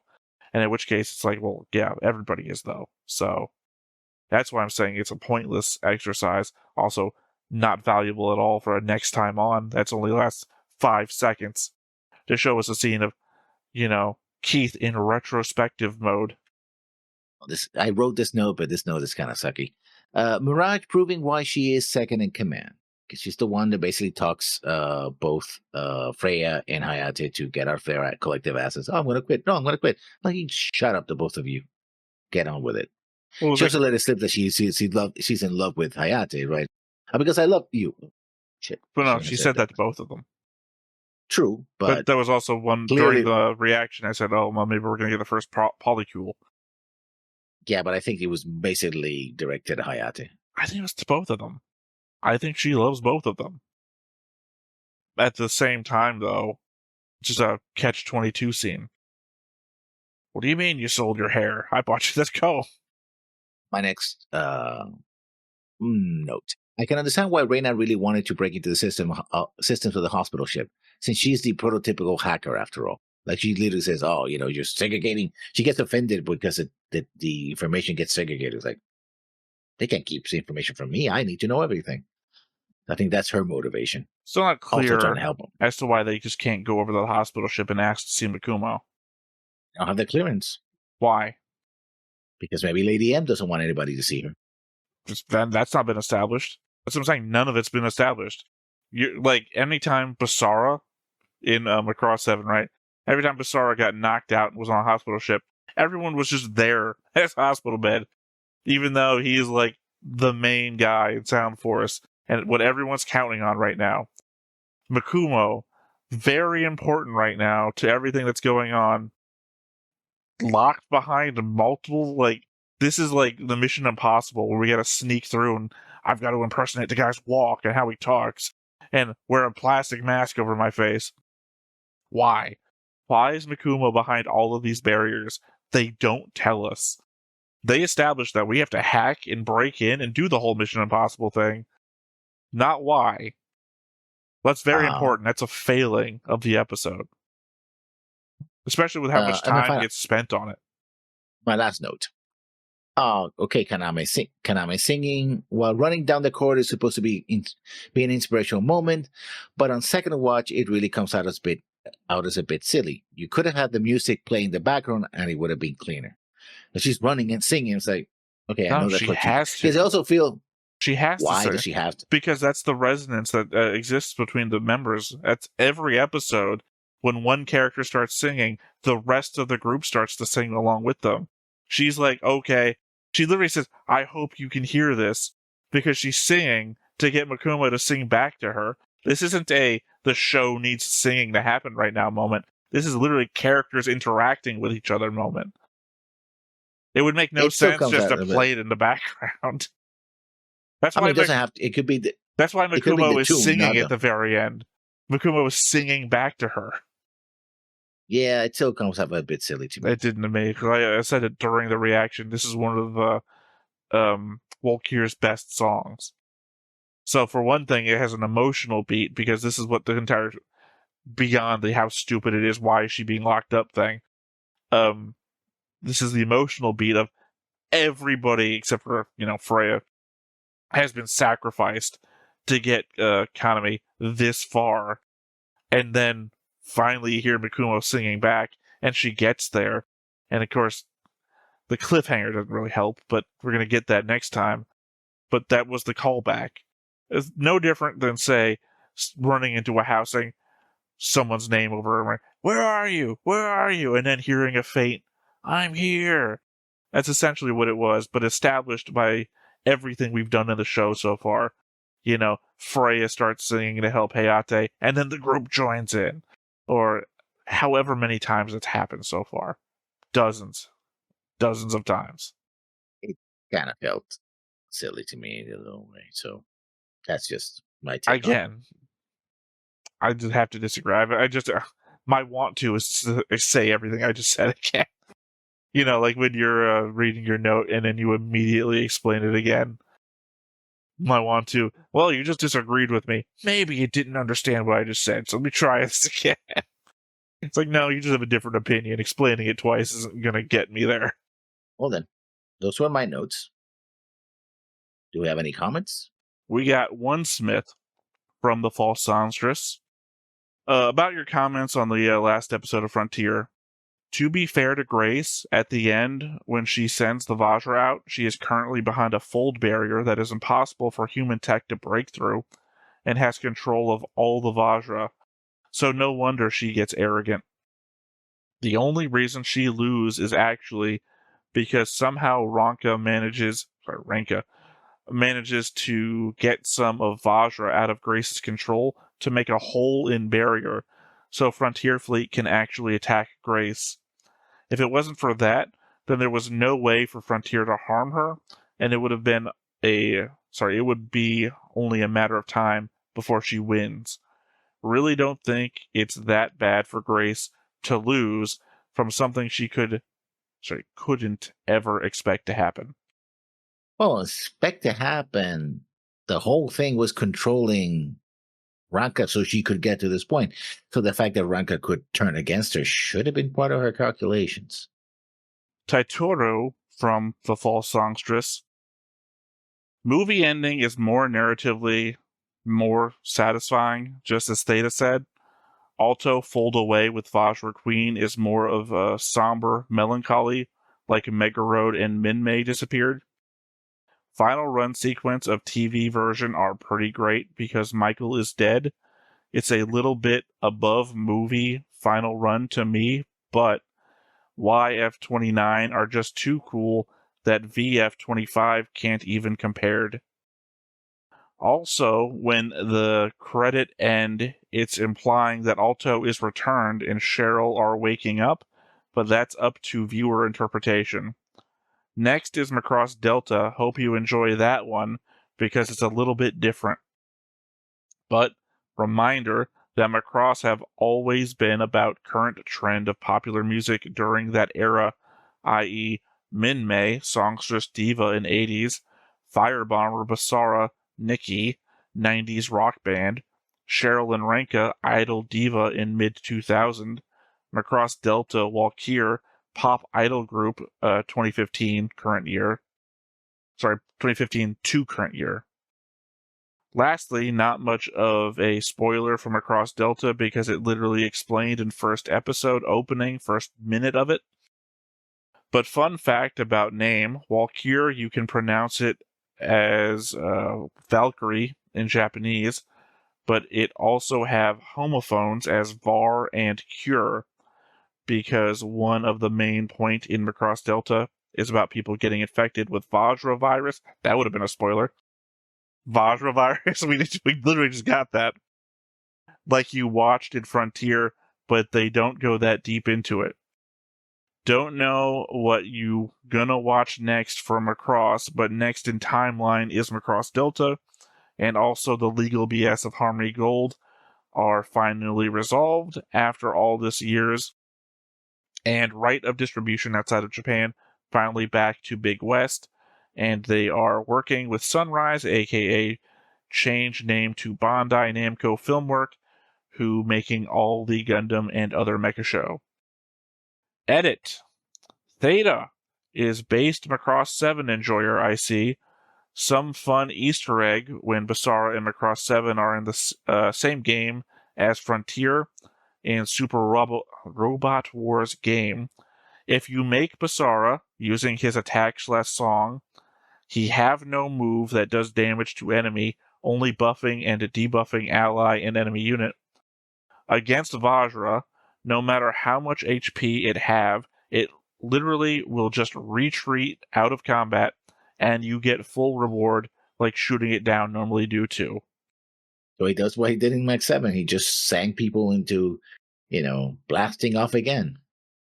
Well, I guess in this case, the impetus is that the Vajra will retreat from Basara the same way everybody else does. Yeah, I guess that's what you're saying. Because you'll get first full... just got tired of him. It was like, oh. Well, except in this case, you'll get full rewards for them retreating. Yeah. Well, to be fair, no one is as powerful as Basara singing. I don't know what to do, man. You can act exasperated as you want, but you have to accept it as a reality of the show, the world that we're in. Basara is the strongest singer that there is. Like, if you said something about Sharon Apple, like, the element that you keep telling me that Sharon Apple mind-controlled everybody, and I was, like, watching the show, and I was like, that doesn't fucking make any sense. I still, at the end of the day, have to accept that Sharon Apple is mind-controlling everybody. It's part of the show. It's part of the world. I don't have to... I maybe what is it's just I don't like it, though. Yeah, but I mean, the element of how you come across isn't that you're not liking it. It's like, fuck it. I just believe it. I don't want this to be true. I don't want it to be true, but I can't do anything. I don't own Big West or I don't see what it has Sunrise. anything. What harms the rest of the show by Basara being the most powerful singer ever? He doesn't come back. I would have to make an entire video about the whole thing, which I'm not going to do. But my point is that he doesn't come back, so future shows aren't harmed by this fact still being true. Now, okay, that is a point, because that's kind of one of the reasons why I like the ending of Frontier originally and the movie not so much, because most of the time that's what happens to the protagonist of almost every series except for Plus. Plus is the only one where they stay. I guess the rest of the band disbands, so, and they all go chasing after Basara later on. So, in most series it's like, oh, we're done. I guess we're leaving. It's like, where are you going? We can't be here anymore because next story doesn't need us anymore. So let's go. Right? So it's like, you can stay in the background. I don't care. You're part of the universe. You've done your thing. You can have new characters, no problem. It's like, how do we solve this great problem of staying in the universe but not being the center Yeah, characters? technically, Osamu was We the only one disappear. that ever shows back up again. So Yeah. your favorite show is the only one that breaks the chain, and he comes back to try and help save the day. As much as you Yeah. seem to hate Basara for being the most powerful singer in the Macross universe, he does just fuck off and doesn't, he doesn't even go on some major journey. He just wanders the fucking universe and never comes back. Goes after some space whales for some reason. Well, no. My impetus was at the end of all of that. He has no fold drive anymore. He just flies off, assumedly to die of starvation or oxygen deprivation. But again, the idea is, unlike your boy Isamu, he doesn't fucking come back. There's no hurt by him being the strongest singer in all the universe. Because assumedly all he does is show up in Macross video games where everyone's getting sucked through time. Well, Big Robot Wars, Super Robot Wars is not just Macross. It's No, I'm not talking about Super Robot Wars. I know that's what the comment was responding to. I'm saying that in the Macross games, like the one that recently came out, where all these people, I watched like the first, I don't know, chapter? I don't know what it's broken up into. I watched people play like the first chapter of it, and where you can pick different characters from the different shows. I very specifically skipped over when I looked at the Delta guy because I didn't know anything about him and I didn't want to be spoiled because this is before we got into Delta. Yeah, because the different stories start with and introduce different characters from the different shows as being sucked through time to fight some organization that I know nothing about. So, yeah, I mean, that is the only case in which Basara comes back for any reason. Otherwise, it's what the flashback we got here in FB7 finding a bunch of VHS tapes. I'm just saying there's no point in hating on Basara after Macross 7 because it doesn't matter. Unless he pulls an Isamu at some point, in which case, be angry at your boy Isamu for breaking the chain and coming back. No, you didn't do that. You liked it. Yeah. Yeah, but you would fucking hate it if it was Basara. That little red fighter comes in, fly away, and you're like, what the fuck is this guy doing here? But no, since it was Isamu, you're cool with it. Yeah. Yeah, so what I like. Now, sorry, I just would have loved that. Basara comes folding in, fly away, and it breaks the hyper fold barrier protecting Grace, and that's what lets the fleet get in. The Frontier Fleet. Yeah, but then Basara would have been upset because they actually killed Grace. Like, I didn't sing this so you could kill her. I'm gonna go away. I'm like, okay. Nah, I don't think so. The element, yeah, he would be. No, because the element is that whoever showed up wouldn't have gotten the focus. We would just gotten the Macross 7 song, and then we just wouldn't see it. The same way we didn't see what actually happens to Isamu. It's just, we get Isamu's voice apparently, and the fighter. And he's just part of the group now. There's no more of it. I think you would just heard in the background a faint "Fly Away" or one of the songs, whatever songs. I think "Fly Away" is just the more what people gravitate towards. To be perfectly honest, the Firebomber songs that I like are the ones from the video games. Those are the ones that I always want to say "Light Up the Night." It's the ones that my favorite. The Sony PS1 games. Well, that's the thing is that that's how I can tell that Firebomber is the most successful of all of these bands. Let's go. Let's go. That's what I'm saying. That's the one with Firebomber is still fucking touring. So yeah, that's what I'm saying. They're the most successful of all the bands. I'm not gonna say anything else because I'll be brain. I don't want to do that. So hell, I think it's not only that, but they've got a spin-off English version. Run by the most hated character in all of Macross. Typhoon is the manager of Firebomber. Firebomber English. I'm also supposed to say East. Anyway. No, English. It's literally Firebomber English. Well, my problem is in remembering them. It's also very Americanized CD cover. So it's hard to remember exactly what it is. But my point being is they're so successful that they have an English spin-off. Technically, they will tell you that they're the original. But that Typhoon is managing they made Kaifun into a character again, and people still like it. I don't think that version is that popular, but it exists. It does. What other group in Macross has spun off a group run by a guy everyone hated and nobody cares? Like, it's still good. But before we get started, make sure that you hit the like button, hit that subscribe button, comment down below to feed that algorithm. On top of all that, if you want to watch more shows like this, unfiltered, uncensored, and uncut, as well as some early access stuff, you can check it out over on the Patreon. It's just $5 a month, but hey, no pressure. There's zero pressure in order to do that. It's just a little bit of extra support, and it would be greatly appreciated.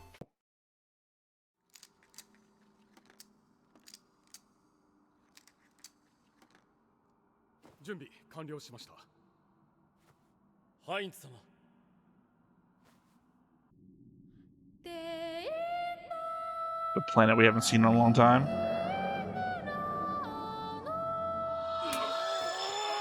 Oh, that's where Epsilon's from. I didn't want to make that guess off of my own. No, I already said that he was from there. I don't. Well, this guy is from there. Yes, I know. That's what I just said.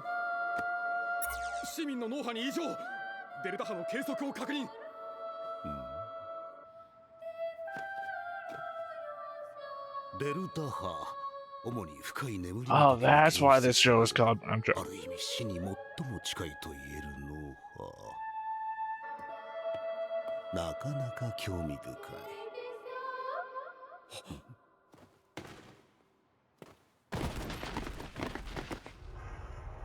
Did he just kill the entire planet? Oh no. Somewhat implied, but I don't. Because we've done this before, and they didn't kill. It didn't kill everybody. The implication is that they didn't get that level of control. We're all VAR. Well, yeah, well, no, I'm saying this is like because they pulled back from the veins thing. They weren't in vein, but not before. But also, exactly, they haven't done this far enough. We've lost control of the signal before, and it didn't kill everybody. They became free. Not this time. They'll win. Well, this is the first time he's ever said anything about it being so close to the brainwave of being near death. It's never been said before. It's a hell of a thing to introduce this close to the end. Yeah, that's the thing. They're rushing to the end and just throwing a lot of stuff that should have been here like 5 episodes ago. I don't think they're rushing this. We've seen rushing to the end before. This does not feel like rushing to the end. No, I take that back. We've never seen rushing to the end. We've seen slow saunter to the end dozens of times. SDF Macross got to the end halfway through the show and then sauntered its way to the ending. Yeah. Macross 7, same. I mean, I would argue that Macross Plus only needed to be 2 episodes. Really? Yeah, they focus a lot on the rivalry between Osamu and Gold. Gold, yeah. Well, I'm remembering the villain of SDF Macross and the rival guy from Comatose, not dead. Comatose, yeah. 倒れた市民たちを集め、ウィンダミアが何やら調査をしているらしい。昏睡ってワールにならずに？今までにないほど強力な生体フォールド波が計測されているが、それ以外のことはまるで不明だ。それだけ風の歌が強力になっているということですか。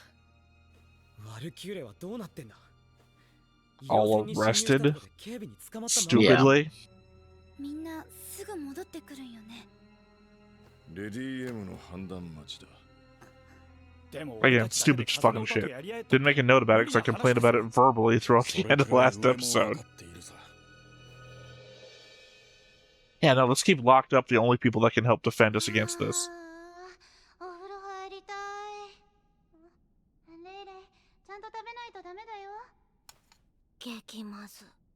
Deculture? Oh, she didn't make it all the way. I guess you got arrested too. No, everyone got arrested. Yeah, no, she was running and she wasn't arrested. Now she's in a Oh, cell. you meant her. Sorry, I thought you meant Ray Ray. Buccaneer, yeah. No, Ray Ray and Prout. Yeah, well. Yeah, I know. That's why I was confused by what you meant.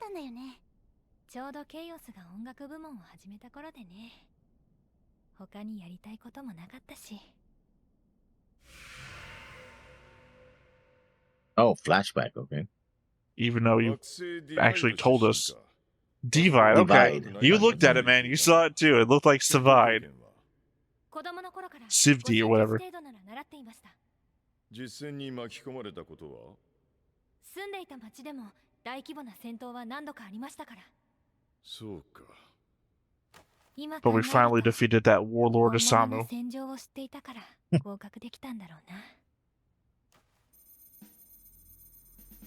戦術音楽ユニット？フォールドレセプターの説明は聞いているな。はい。その保有者を集め特殊チームを We're 編成 basing on this thing we call Sound 君に Force. はその教育係兼マネージャーを務めて Or も the Jamming Birds, whichever you prefer. それでメンバーは？これから集める。手始めにケイオスに所属しているすべての人間を検査。レセプター保有者がいないか調べるそうだ。そしたら私がレセプター保有者？もう一人、諜報部のサイバー部門でも発見された。幼い頃から政府機関や軍、様々な企業にハッキングを仕掛けていた天才ハッカーだ As always, movie hackers ケイオスの always サーバーに do. ハッキングしたところを捕まり、司法当局に届け出ないのを条件に諜報部で働いていたレイナ・プラウラーだ。 Until we eventually do 一体何をしたんだ flash forward to present. Oh, there we go. ただの遊び。カナカナはユニットに入れって言われて断ろうとは思わなかったの？あんまり深く考えてはなかったかな。ただ Sachi wouldn't have known your girlfriend, right? だよね。 Also, remember that Buccaneer was an idol. Apparently, she said this before she joined this group, and then became the leader of the group before Makumo shows up. 当時はまだどんなユニットにするか決まってなかったし。リリー・ルグローンです。クレア・パドルです。牧野中島です。よろしくお願いします。牧野 Look to your right. One of you three, two of you three will be dropping out of this. 説明は受けたんでしょ？ Regular sound う unit. ちは代々メカニックマンの一家でしょ。ちっちゃい頃からメ And カニック apparently 大好き big だった boobs as well. でも You might know my sister Kaylee. She flies on the Firefly. Yeah. ここなら2つの夢をいっぺんに叶えられるかもって思ったから。 I really feel like this should have been like episode 3, 不安もあったけどね。 Yeah. minus the jail part.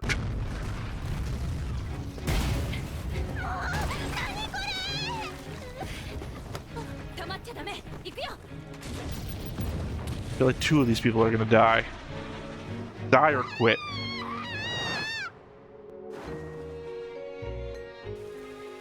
No, they did get extensive training, I guess. Yeah, so did the Jamming Birds. How would that work out? Well, the Jamming Birds were only in the backseat. You know, their training was don't get scared, basically.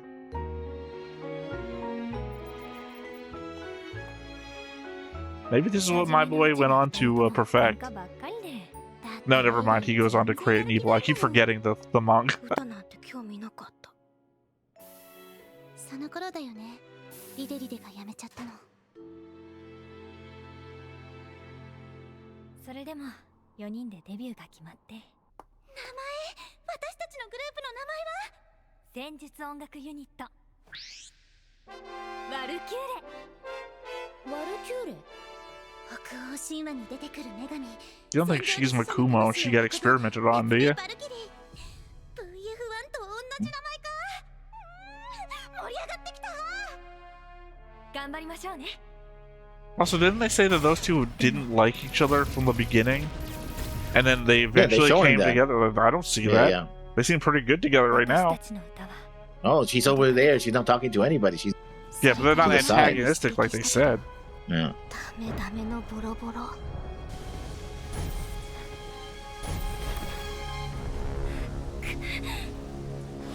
I think I'm right. I think this blonde girl is going to apparently look like she's going to die, and then she's going to get fucking Robocopped into becoming Makumo.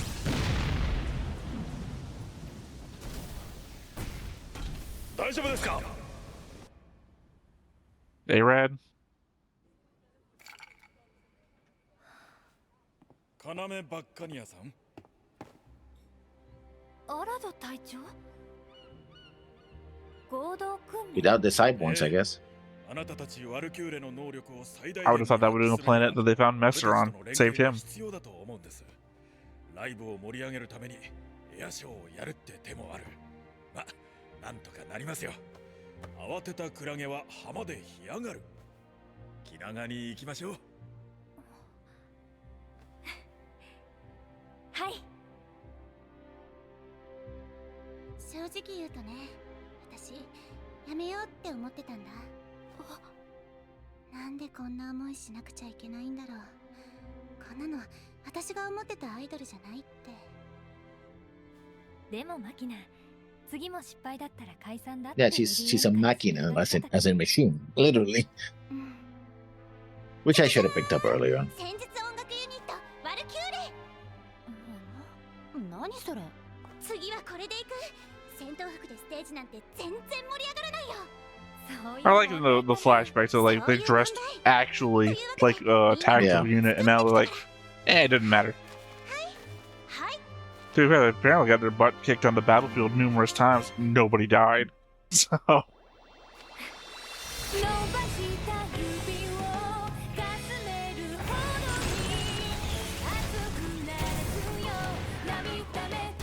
Also weird that this isn't working since those are clearly Zentradi. I mean, they're controlled by, they're suffering of What the VARs. fuck is that?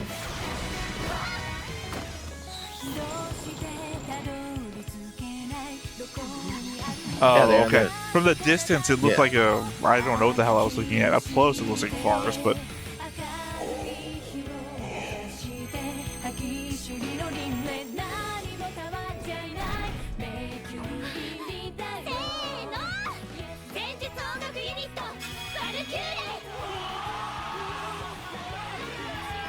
See, even the crowd can't do the hand gesture. They have to make signs.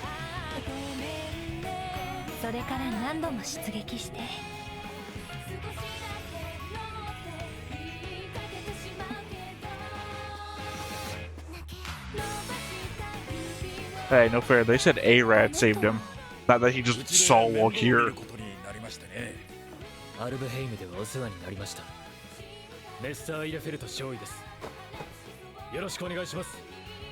So as it turns out, all three translations were wrong.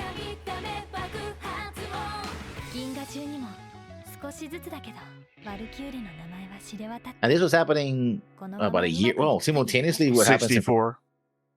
64 was the last year we got. God damn it. I was really counting on my RoboCop thing turning out.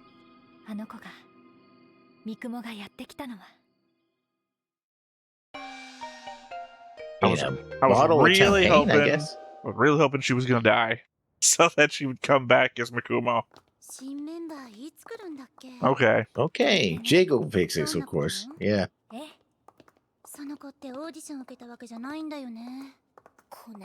Although I could still be right, not about the dying thing, but she could still be her. It is very convenient that the last girl leaves as soon as the other one shows up, though she has a lot bigger hair.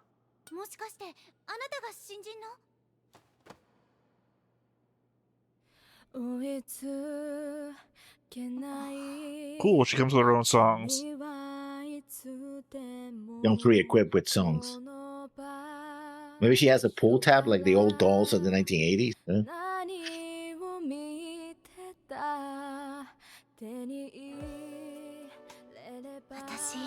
There's also the song that she was singing, Buccaneer was singing at the end of the last episode.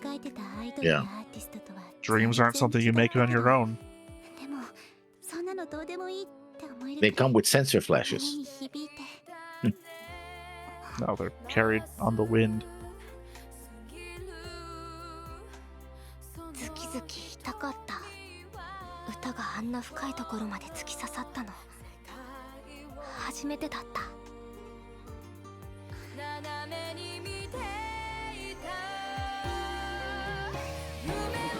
And that's how there we we go.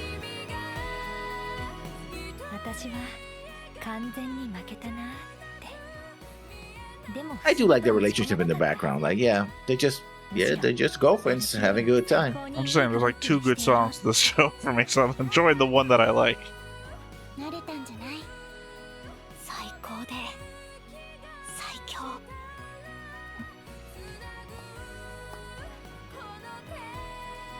so we can't visit you in the hospital, but you can visit us in prison.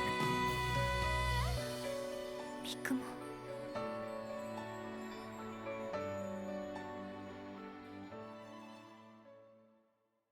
Lessons. I'm afraid that we're not going to get the answer to the question. Yeah. That the cliffhanger last time is going to still be a cliffhanger.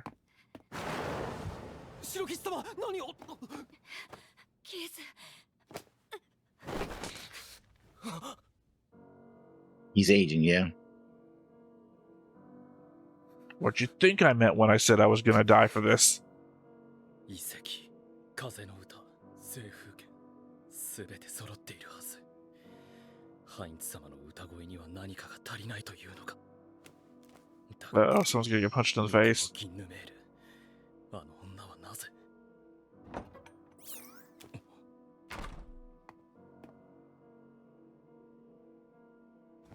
キース、どうした。なぜ黙っていた。何の話だ。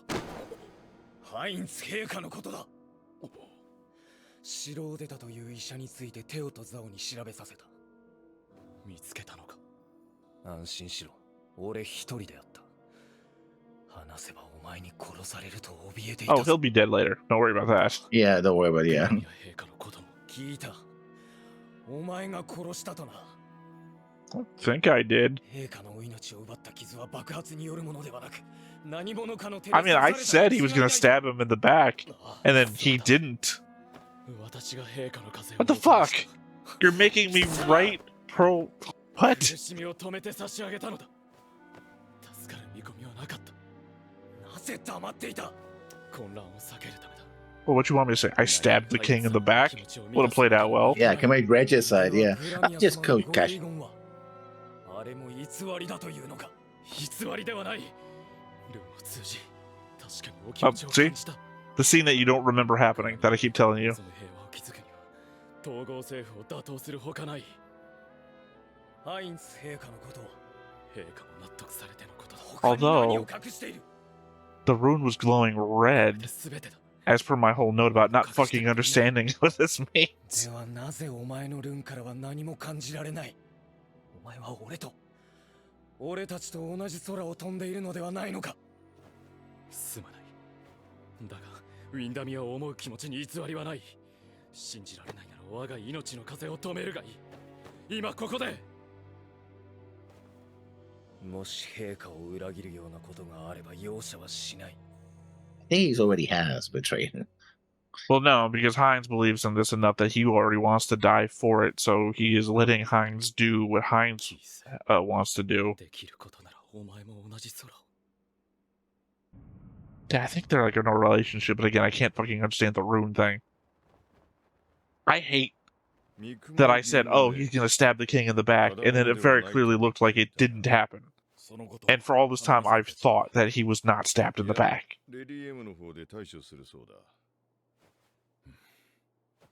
で、話ってのはこちらからウィンダミアに乗り込む。何？三雲の歌声ならば、近くに伸びるシャフトにも生態系にも影響を与えず、システムを破壊できることが判明した。To destroy the head without messing with the chaff. Okay. Of course, I know what's going to happen. She's going to get captured by Keith. Or by Epsilon. I don't think that works. We can literally see on the map. Windermere is only one part of it. You'd still have to take out the other parts. 科学班の分析によると、ある作戦を実施すれば可能らしい。そしてその作戦の舞台。This episode going to be episode 21. Yeah, this is also going to fail. Or unleash something they can't control. Oh, hey. あいつとメッサーと初めて会った星か。 I don't know how that's going to work, though. I mean, how they're going to shut down the network from the planet that's in the middle of the network, but not sending out any signals of its own. 何を見つけたの？レイナがハッキングを仕掛けたんでしょ？何の情報も手に入れられなかったはずがない。I hate being retroactively right because I want to be right when I'm right. 聞いたの、私。レディ M も本部ももう隠しきれないと考えたみたい。過去がない理由は分かった。私の誕生日も。Is there an android? 3年前、2064年8月17日。私はバールに対抗するため、フォールドレセプターをあらかじめ細胞に植え付けて生み出された。雲。やめようよ。クモクモはクモクモだよ。私の中で何かが起こっていた。それが何なのか、自分でもわからなかった。けどね、単純な話だったの。風の歌い手と精神がつながったせいで、脳神経に変調が起きていたんですって。でもそれも修正する。The Windsinger 3 years ago would have been Gramia, right? No, I guess Heinz had been alive 3 years ago. Yeah. Well, the king was Gramia. Yeah, but he was not.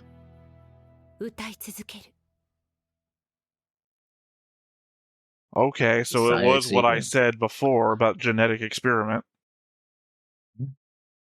But who created Lady M or Epsilon or Nuns? Well, Lady M was the one keeping it hidden, so maybe. Yeah, I guess it was her.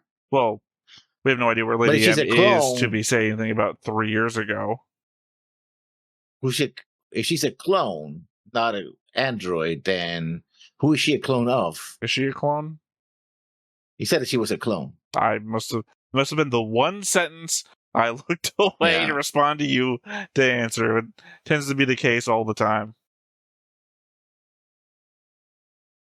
I do the thing that I hate watching other reactors do. When they look away from something that requires reading or attention to look at their co-host. It's like, fucking hate when people do that. Or at worst, even no co-host. They just look at chat, which is away from the screen. But then again, you can't blame these people. They don't know what the thing is that they need to pay attention to. If they're reacting to it, it means they're seeing it for the first time. Mm-hmm. Gotta give them the same slack that I expect for myself. And to your question, obviously, I got no fucking idea. I was hoping the blonde girl was going to be killed and then brought back as Makumo, so thought it was onto something there for a second. It felt satisfying. That was pretty brutal that she was killed. Well, she died in combat is one thing. If they got assassinated, it's another. どうした？アルシャハルでの実験ですが、面白いデータが取れました。システムが起動し、被験者たちの脳波がデルタ波レベルでシンクロ、ネットワークを形成し始めております。これはマインドコントロールなどという生優しいものではありません。使いようによっては全人類の意識が一つ。Yeah, the same thing that was being done in Frontier. 初めからこれを。お前の知ったことではない。黙って依頼された調査を続けるのだな。はい、遠慮なく。急がねば。Oh, I feel a way about this. なんだ。この風は。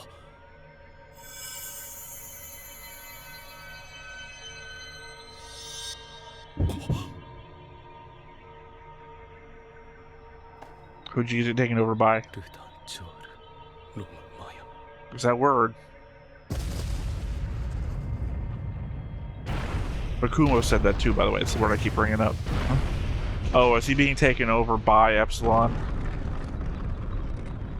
Because this feels set up and not like the Protocultural Ruins doing it itself. The glasses. That feels right out of Madoka Magica.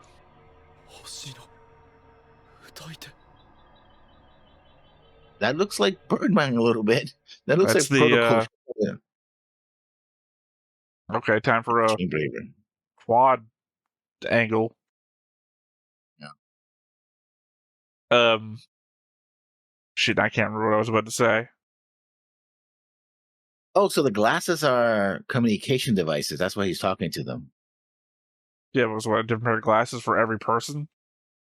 Sorry, like I said, it was Makumo said the same words as he said, and as Heinz has said, and I believe also Gramia has said. Also, Star Singer is something that Royd brought up 2 episodes ago. I don't know. That also looks like the little toy that exists in Bleach during the first filler arc. Little green toy that is inhabited by a person. I don't know. Obviously, my first thought is always, "Ooh, return of an old character." Being possessed by somebody that's gone. Say Alto comes back, Royd Alto, or I don't know who I was thinking of. Because literally, could be a Proto-Devlin. Who else possesses people in the Macross universe? I don't think anybody got possessed here, though. Proto-Devlin possess people. Yeah, no, but I don't think this was in a it I appeared to be asked you a blanket question, which was who else possesses people in the Macross universe? Yeah, the Proto-Devlin. And I do think he got possessed, because it's not how we've been showing mind control in this show so far. Now, I'm not saying it's Proto-Devlin, obviously, it's just my hope. Because we know Gamlin is still out there. Not Gamlin. I forgot his name. Died. No, Gamlin is the pilot. No, I'm not talking about, as I just said, I'm not talking about Gamlin. I'm trying to figure the one from FB7. We know he's still out there. For some guy reason, who finds everything beautiful. Yeah, for some reason didn't leave the galaxy like he said he would. But then again, I don't think there's any reason that he'd become like a speck of something and float in that way. I'm just saying this isn't the thing that we've shown before. I hope it's something different. Obviously, really I hope don't. It's something different. I would love to see the Civil again, or any of them. Not any of them. Very specific few. I would like to see a very specific few of them back. Some of them did suck. Oh yeah, this episode. I mean, Kumo is a clone made with a lot of split full receptors. So I guess they took the bacteria and used her to make her. The plant, it creates a biological network very similar to Grace, instead of being, similar to the Vajra. Yeah. I mean, it's so the concept of the new sphere, essentially. Yeah. The collective unconsciousness. Yeah. I mean, I'm still with it, I suppose, but it's getting a bit repetitive. Is it? For the 4th time? Yeah. Mm-hmm. I wonder what twist they're going to introduce in here. I mean, the twist is already here. That we're using protoculture devices and the Windemirian War of Independence. That is the twist. Yeah. That was very interesting, and that got chalked out of the window. Now we're not talking about the Independence War. No, we are. We're still all about that. That is the blanket that we're covering up the mind control shit with. Well, this is episode 21, so we have 5 episodes to go. But, yeah, because it's 26 episodes. I don't know why I said 30. Yeah. Whatever's going to happen is going to have to happen soon. But still, I think they're planning. How many of these shows have we gotten to where it's like the next to last episode? No, shit hit the fan. I think they're gonna have to kind of fail a bit. If they don't, well, depends, because the pattern is like, oh, we're gonna do this, and then they have an entire episode where they're setting up to do it, but they don't do it, and then the next episode they do it. So my next episode is like, oh yeah, we're planning and talking, blah blah, but we haven't done it yet. And then in the next episode they do it, and Well, think about it this way. 2 episodes ago, we established something's up with Makumo. We better go break her out of hospital. And then this episode, we established the history of the group. And then at the very end, she says the thing. At the very least, we gotta have an episode where we explore what the fuck this means. Which is probably going to be next episode, where we saw her talking to Hayate. Which probably has to do more about his relationship with Freya than actually what the fuck's going on with her. Because he wasn't here for this conversation. He doesn't know anything about what's going on with Kumo. But might explain why he's also acting the way he is when Freya is singing. Unrelated. It's unrelated to the Makumo thing. It's entirely related to the Var thing and then the fold necklace he's got. It's an unrelated aspect of what's going on right now. Other stuff is happening. We got a lot more hanging threads that have actually something to do with the story. and we're just unraveling more of the shit behind it to make the threads hang lower. We're just not putting it back together again. I think either Roy or Keith, one of them is going to kill the other by the end of the show. Maybe. I don't know, because I expected we're also going to go down the love angle, that these two are in love with one another, and that's what's coming. Yeah, but they still might be a reason. I mean, lovers quarrel and can still try to kill each other. My problem, once again, is the fact that I've been proven right in hindsight, and I hate that. I said, oh, he's going to stab the king in the back. And then it was like, oh no, the king died to the explosion or whatever the fuck happened to the bridge. And now here, what, like 10 episodes later? No, like 6, 7 episodes later. Oh yes, I in fact did stab him in the back. It's like, well, why did you fucking show us? Like, why did you just cradle him and put him to the ground? And like, there's actually video recording. Remember that. Of me getting the king's final words. There's no audio, mind you. He probably said something like, you stabbed me in the back. But yeah, traitor's bastard. Yeah, but I trusted you. The idea that it actually did happen that way, we just didn't animate it, so that way you would never suspect that it actually happened. Except again, I said this would be a perfect position for him to stab him in the back. I think those were literally my words in that episode. It's like, oh, never mind, I'm wrong. And then 7 episodes later, what the fuck you mean he stabbed him in the back? Fucking hate that. Yeah, I think one either, or if we're going for the lovers angle, they both killed each other, right? Well, I mean, it doesn't have to be a Romeo and Juliet. Well, Romeo and Juliet, they kill each other, but not. Both of them die, but they don't kill each other. Arguable. They both drank the poison separately. They don't feed the poison to the other. Yeah, but one brought the poison, and the other one drank it, and then one drank it. So, arguably, possession 9/10 of the law. I would say no. I think it's going to be like a sword fight, right? Like, oh, you betrayed me, blah blah. Oh, but I love you. But other than, you know, I mean, my point is, I can see it going that way, but I don't know that that's my preference. Not everything has to end in a fight. But I think they're setting up for a fight between the two. I think I would just prefer something that has more of an emotional basis and more of a knowledge basis. Like, we can have a conversation about this, and actually as a result of my depression, blah, blah, blah, blah, that sort of thing.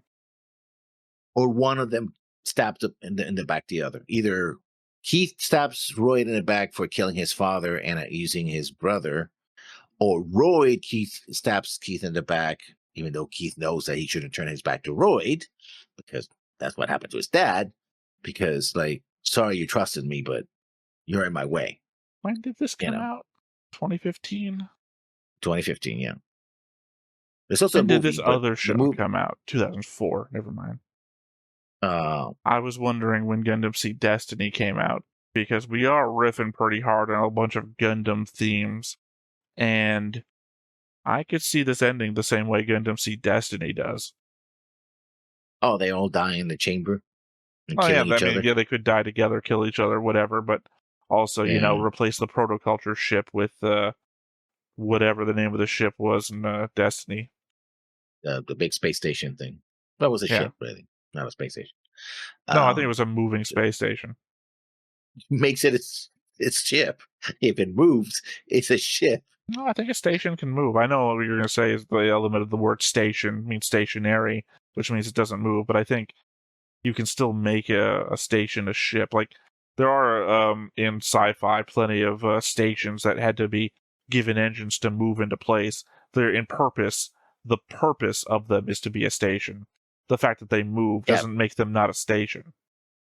I think this was assigned as a weapon that was mobile, so yeah. I didn't like, well, the part I didn't like about that ending was what's her name died. It's like, I have a son. Okay, never mind, I'm gonna die. What? Well, to be fair, all she ever said about her son was she had one. So, wasn't super invested. Well, apparently it was important enough for her, like, every time she was, like, in the last 3-4 episodes, every time she was in doubt, she would think about her son. Oh, I have a son. Well, then she only thought about him twice then, because she only came up twice. Literally, she thought about him once when we saw the picture of him, and then when he gets mentioned to the other one, hey, by the way, I have a son, make sure he gets looked after. And she left the man that he was in love with to have that son. So it's like, yeah, I could be with you, but we can't have children, so I'm going to leave you to have a child. Because it was important to the sorry, I'm forgetting the names of things anymore. It's important to the survival of the group that is the species of that show. Coordinators. Yeah. Give me a second. Coordinators. Coordinators. No, but it seemed to be because more they and more couldn't. that it wasn't simply, I need to have this child, and because you could have that child and just hand it over to someone else. She was raising him. He was. She did. Hmm? She did have that child and hand it off to somebody else. Yeah, at the very end, because she sacrificed Arguably, herself, she's also been on the show as a commanding officer on her ship the entire time. She put her military service ahead of raising her child. So conceivably, she did hand it off to that guy and then never looked back. No, because in the movie, Arthur is the one that adopts the kid. So yeah, but who's been raising the kid before that? Whoever that guy was. That's what I said. That's what I just said. Yeah, but ostensibly she joined the military and was doing all these things to protect him as part of, protecting his people and Look, him. Here's my thing. I know that I already said my point about bringing up Destiny, and I have to say, I'm sure the Macross viewers are riveted right now about our conversation about conducting Destiny. Because I said my thing, and we just kept going on a whole other tangent. It's like, I don't... Yeah, no. Please, write down below what your definition of station is.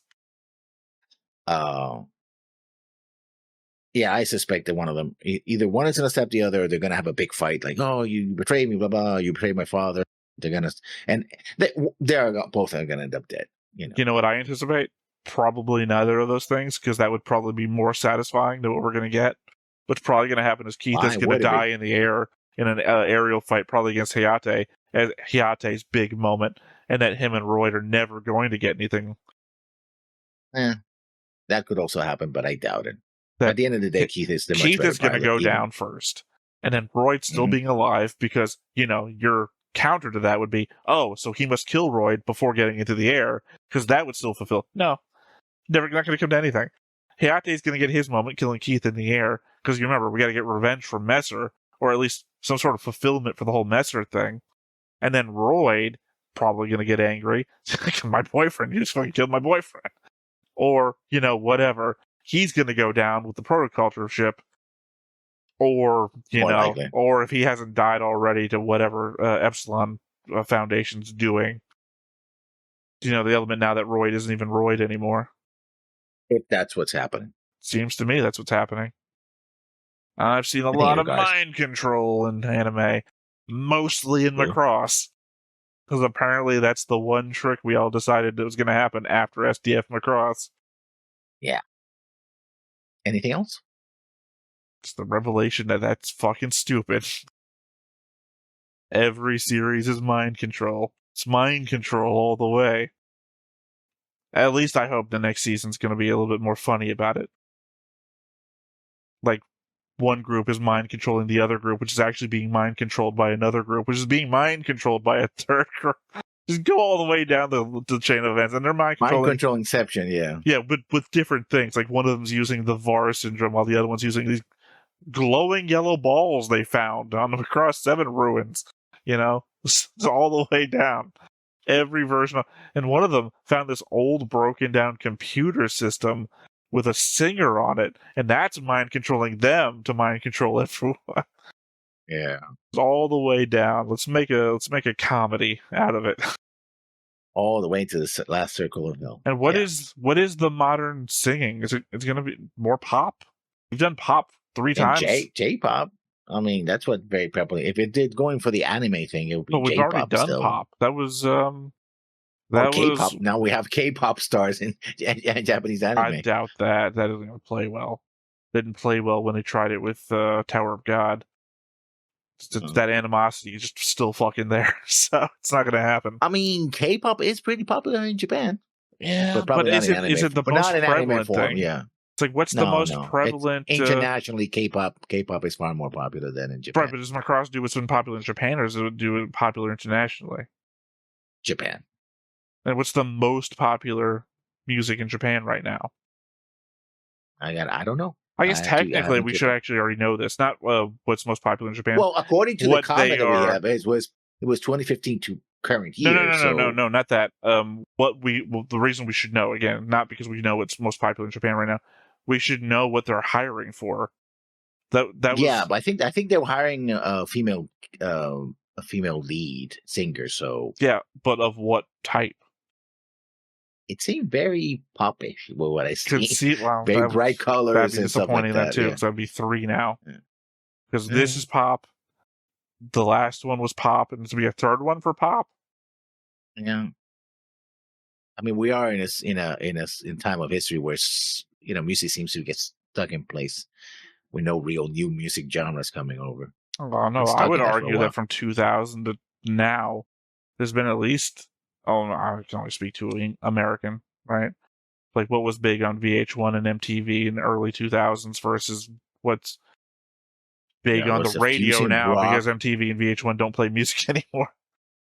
Yeah, they haven't done for a while. No, actually, a lot of stuff that if you turn on the radio, most of the stuff sounds like rethreads from the 80s and 90s.